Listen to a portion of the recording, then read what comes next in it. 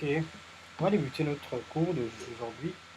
Alors, nous sommes sur le cours nous sommes dans le cours qui concerne la partie réservée à l'édition photo et à la retouche photo. Donc, comme technique aujourd'hui, nous allons voir la séparation de fréquences. Et la séparation de fréquences, c'est une technique très utilisée. Alors, le but est de vous montrer un peu plus certaines techniques que vous allez vraiment utiliser pendant vos travaux. Donc, j'ai une image ici. Déjà, qu'est-ce que je remarque? C'est mon image a des petites imperfections. Donc, je vois des petits boutons là et je vais vous montrer le processus de A à Z. Qu'est-ce que je vais d'abord faire? Je duplique la photo, CTRL J sur Mac, ou commande J pardon, sur Mac, ou CTRL J sur Windows. Donc, je ferme la deuxième photo. Je vais peut-être nommer ça témoin. Photo témoin. Témoin. Voilà, et je vais fermer. Euh, donc, voilà, je ferme ici. Pour commencer, je vais travailler sur mon image de départ. Et là, je vais utiliser l'outil vraiment le plus utilisé, hein, euh, le correcteur localisé. Alors avec lui, je vais définir une taille et la dureté sera à 0, bien sûr. Pour le pas, je peux laisser la comme telle qu'il est, ça va être me déranger. Et je vais vraiment appliquer sur les imperfections. Donc j'ai ici contenu pris en compte, créer une texture ou similarité des couleurs. Vous testez, mais le plus souvent, le par défini, c'est contenu pris en compte. Voilà. Donc voilà, je vais essayer de voir. Je me rassure que ça ne me dérange pas mon image, qu'il n'y ait pas trop d'erreurs. Donc le but c'est d'avoir une taille qui correspond à l'imperfection. Hein. Vraiment, voilà. Ça n'a pas besoin d'être trop grosse. Voilà. Je vais essayer d'appliquer ça un peu partout. J'ai d'abord besoin d'avoir une image qui ait un peu d'imperfection parce que je vais séparer les fréquences. Donc, j'ai pas envie d'avoir petits bobos, boutons qui vont déranger mon image. Bien sûr que notre retouche photo est faite dans le sens de vraiment avoir un rendu assez fidèle au naturel, sans forcément rendre lisse. Nous ne sommes pas sur une application de téléphone. Nous avons besoin d'un rendu assez professionnel, qui soit presque fidèle à la réalité. Donc, je parle un peu beaucoup, aller rapidement. Vous avez vu comment ça fonctionne. Là, ça me permet de vous montrer aussi un autre outil qui peut être utile pour cela. Donc, à défaut d'utiliser l'outil correcteur localisé, vous avez le tampon. Je vous montre comment ça fonctionne aussi. Le tampon, vous sélectionnez. Quand vous l'avez sélectionné, alors ce que vous allez faire, voilà, ce que vous allez faire, ça rame un peu, c'est pas grave. Donc, je laisse le tampon. Vous montrer un aperçu là. Avec une nouvelle version de Photoshop, vous pouvez être sur l'outil et en étant posé sur l'outil, vous pouvez voir les différentes propositions qu'il vous fait, du moins si vous montre comment ça fonctionne. On n'est pas là pour ça. Donc, qu'est-ce que je vais faire? Je vais définir une taille et le tampon. Et je vais par exemple venir sur quelle imperfection. Je vais prendre celle-là par exemple. Je vais cliquer juste à côté. Pour cela, je vais appuyer sur Mac, c'est Option. Sur Windows, c'est Alt si je ne me trompe pas. Donc, je sélectionne une texture et je vais venir sur l'endroit où l'imperfection est. Je clique. Voilà, je vous montre encore. Je viens par exemple ici. Je viens à côté pour voir une partie qui est assez intéressante pour moi. Donc, je Alt ou Option sur Mac. Je sélectionne et je viens appliquer ça là vers le bouton. Automatiquement, vous voyez comment ça disparaît. C'est un peu le même procédé que je vais utiliser pour corriger l'imperfection. Je viens ici, je prends une texture à côté, Alt ou Option, Alt ou Windows, ça dépend, et puis j'applique sur le bouton disparaît. Voilà. Vous avez déjà deux façons de corriger les imperfections rapidement. Voilà. Maintenant, le reste, c'est juste votre application. Donc là, je viens faire la même chose partout. Voilà, j'ai ici, je viens juste à côté, je sélectionne. Dans chaque outil a ses inconvénients. À vous de voir si le rendu vous intéresse ou pas. Voilà, j'ai encore un autre moyen ici. Je vais ici. Là. Voilà. marcher. Je vais prendre ici, je remets ici. Ok. À part ça, j'ai aussi comment ça, le petit pièce. C'est moi juste le retrouver. Est-ce qu'il se cache encore voilà, petite pièce. Comment ça se passe? Alors, je vais sélectionner un endroit, comme par exemple ici. Non, c'est trop, je vais prendre ici. Je vais sélectionner comme ça. Et après, la flèche va m'indiquer de choisir la texture que je veux prendre. Donc, je vais venir par exemple ici, tac, et ça va corriger. Je vais aller par exemple ici, je sélectionne en faisant un rond autour de l'imperfection. Et je déplace ma flèche pour dire, bon, je vais prendre cette partie-là. Et le processus est le même. Je viens par exemple ici, je sélectionne comme ça.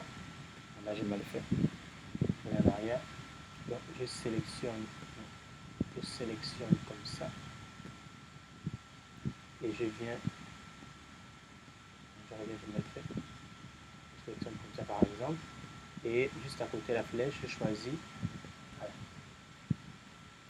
C'est ainsi que vous avez trois façons de corriger cette imperfection. Je viens ici, là, et une petite flèche de côté. Je viens là, et voilà.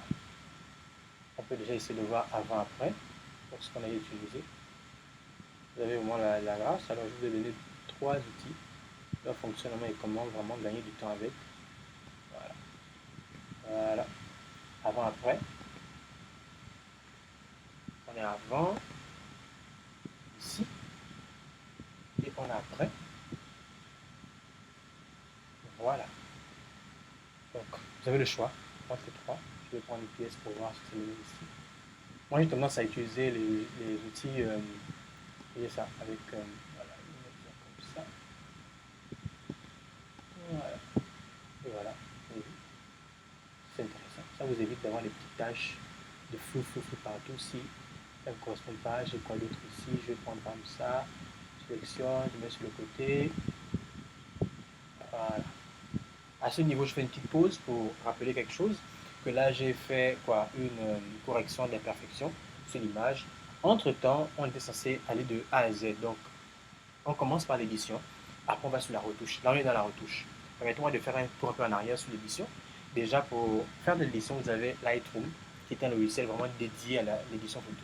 Vous pouvez importer vos photos sur Lightroom et vraiment le processus d'édition est assez simple. Vous suivez les étapes, c'est vraiment assez pratique. Vous allez monter les lumières si ça vous intéresse. On fera un cours spécialement pour ça aussi. Entre-temps, il y a un plugin qui s'appelle Camera Raw, qui est une extension à Photoshop. Et c'est assez intéressant parce que le processus est le même. Ce qui veut dire que si vous suivez le cours sur Lightroom, c'est pratiquement la même chose sur Camera Raw. La seule différence, c'est que Lightroom est un logiciel détaché de Photoshop et et Camera Raw voilà, c'est directement lié à Photoshop. Quand je clique, je tombe directement dessus. Voir ça. Maintenant, c'était une petite parenthèse. Entre-temps aussi, si vous ne voulez pas utiliser ça et vous êtes sur Photoshop, vous voulez rester sur Photoshop, vous avez des réglages de ce côté. Vous avez la lumière, contraste, là vous le voir. Ce qu'on va faire, c'est qu'à la fin de ma retouche, je vais essayer d'éditer la lumière et le reste. Je peux le faire avant, mais je vais cette fois-ci le faire après. Donc voilà. Donc j'ai fini, ça peut m'aller. Donc, comme on veut vous montrer l'exemple, génération des fameux témoins. Maintenant, on passe proprement dit à l'étape qui nous intéresse. Je vais dupliquer déjà l'image traitée. Et l'image de bas, je vais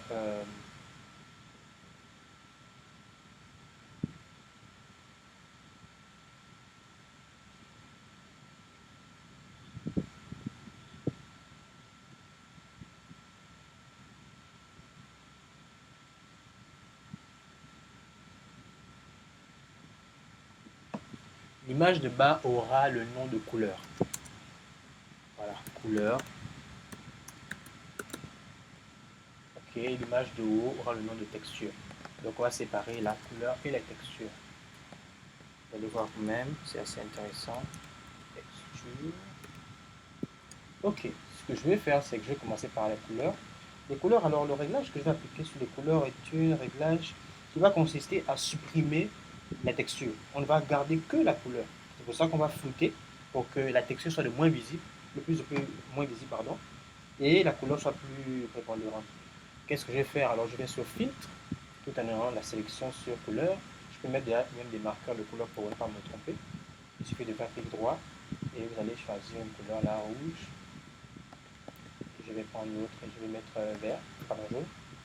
Donc je ferme la texture et je vais sur le calque de couleur, très important. On y va. Je vais donc cliquer ici sur filtre, flou gaussien, là. Donc, dans mon application, je vais essayer d'avoir le moins de texture possible. Je suis à 67,2. C'est pas mal, c'est vrai que c'est pas mal aussi.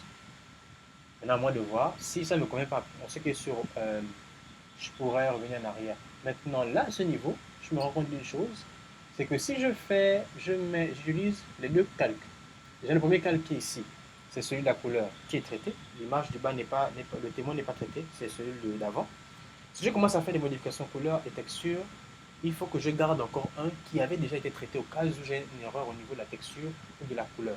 Ce que je vous conseille de faire avant de faire ça, c'est que après avoir gardé votre calque témoin, je vais me mettre dans un groupe. Voilà, je vais mettre un groupe ici.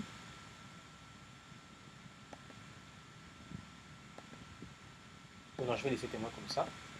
Ce que je vais plutôt faire, c'est que je vais dupliquer celui couleur comme ça.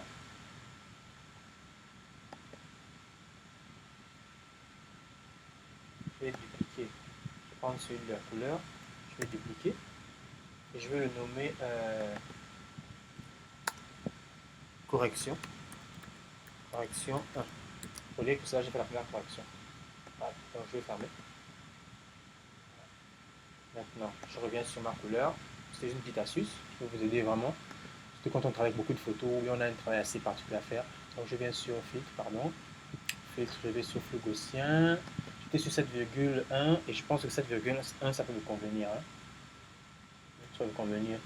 Quand je regarde ici sur l'image, quand je vais au niveau des yeux, cherchez un endroit où vous avez la texture qui est prépondérante là. Donc, quand je vois la texture, c'est un peu, ouais, il n'y a pas, presque pas. Presque pas. Je peux peut-être un peu baisser, c'est un peu trop. Je pense là, c'est un peu vidéo. Ouais, c'est pas bien. On va valider.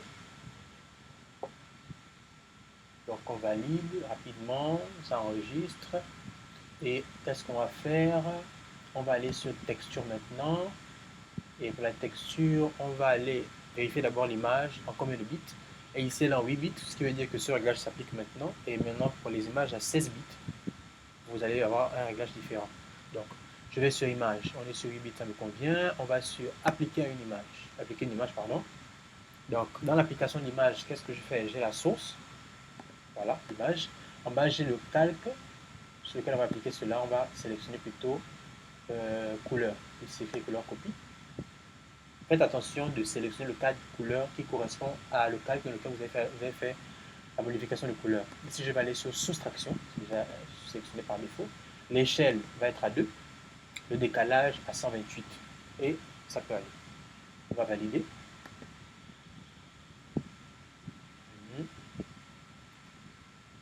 OK.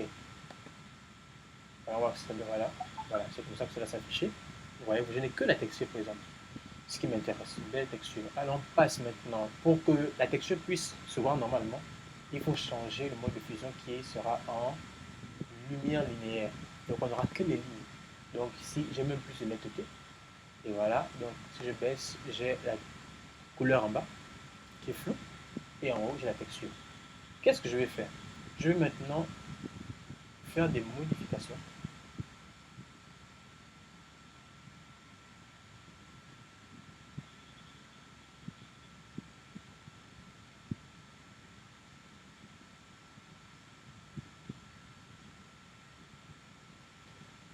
Qu'est-ce que je vais faire? Je vais maintenant faire des modifications sur la couleur. Parce que la texture, ça va déjà. Donc, au niveau de la couleur, qu'est-ce que je vais faire? Je vais prendre l'outil lasso. Voilà. Je vais par exemple venir ici. Je vais sélectionner comme ça une partie ici. Voilà. Je vais dire que voilà. Je vais sélectionner ça. Et qu'est-ce que je vais faire? Je vais appliquer pratiquement le même réglage que j'ai eu à prendre sur la couleur.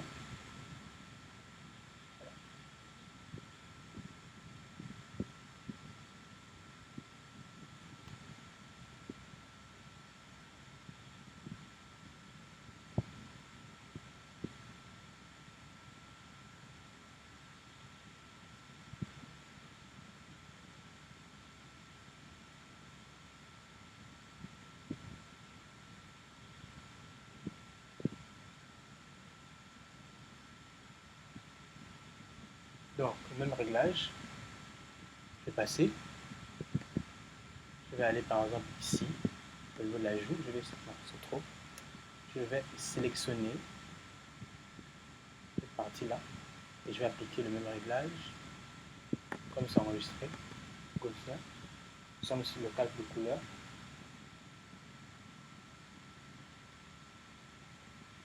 Je vais avancer au fur et à mesure. Je viens ici, le montant, je vais prendre là, cette partie-là. Je vais appliquer tout simplement filtre, de même. Au fur et à mesure, je vais sélectionner les parties qui m'intéressent pour vraiment avoir un réglage en fait qui va vraiment accentuer la couleur. C'est une des techniques, je vais vous montrer encore deux techniques. Ici par exemple, je vais prendre, attendez, je vais sélectionner ici l'ajout. Je vais faire la même chose, filtre aussi.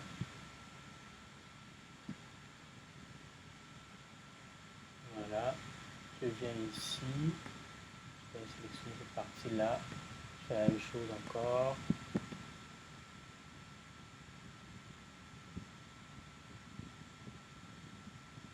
Voilà.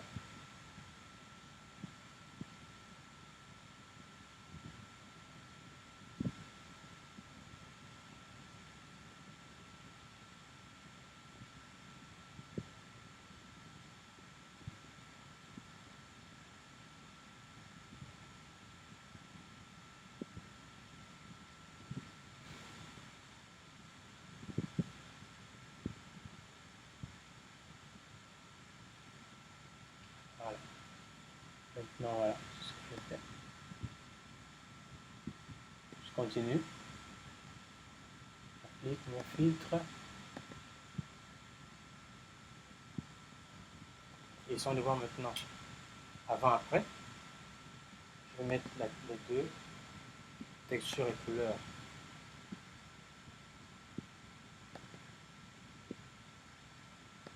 Dans le même groupe, je vais appeler séparation de fréquences.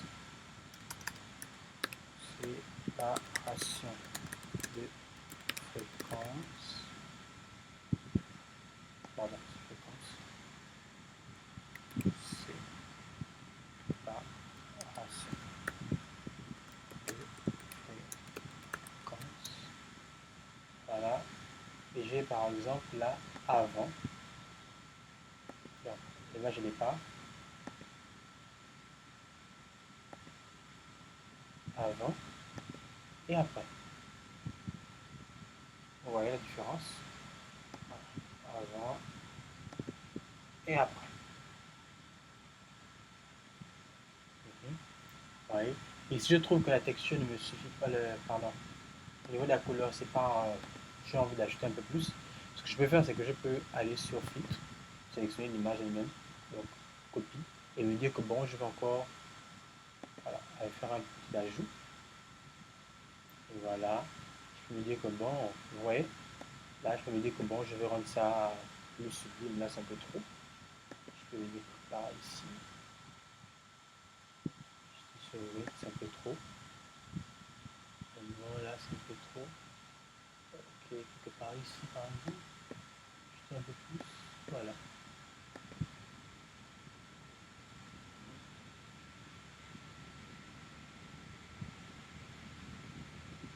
Et voilà. Maintenant, si je trouve qu'il y a encore des petits erreurs au niveau de la texture, c'est pas grave. Je vais tout simplement venir ici sur pièce. Je peux faire ça. Je vais sur la texture.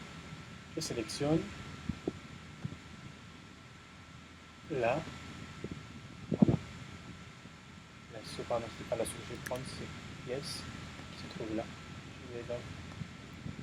Voilà.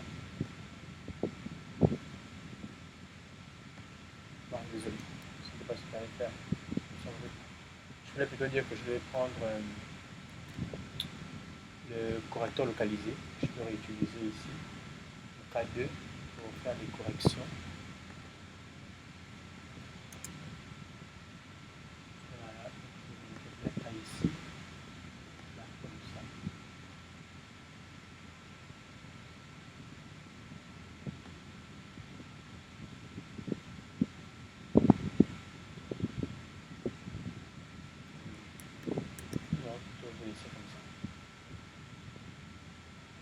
simplement pour séparation de fréquences simple. Ça m'a bien sublimé l'image. Je vais faire un petit retour en arrière. Dézoomer. Vous remontrer encore. Avant, après. Avant avec des imperfections. Voilà. Après ces imperfections. Pour finir cette petite partie, je vais maintenant faire un peu ce que l'émission de faire ou encore de faire une petite colorier, couleur. Donc là, par exemple, je peux me dire que j'ai besoin de plus de lumière. Le sujet n'est pas assez éclairé. Par exemple, je peux augmenter un peu de lumière, ajouter un peu de contraste. J'ai ici les réglages. Entre temps, je peux aussi aller sur le côté ici à image. Bien sûr, il faut sélectionner l'image. Vous avez ici réglage pour s'appliquer. Ici, réglage, ça s'affiche là. Ici, vous devez voir, je peux prendre les niveaux par exemple. Je vais monter les niveaux. Voilà, niveau. Est-ce que je baisse ou est-ce que je monte légèrement? Je vais essayer par ici.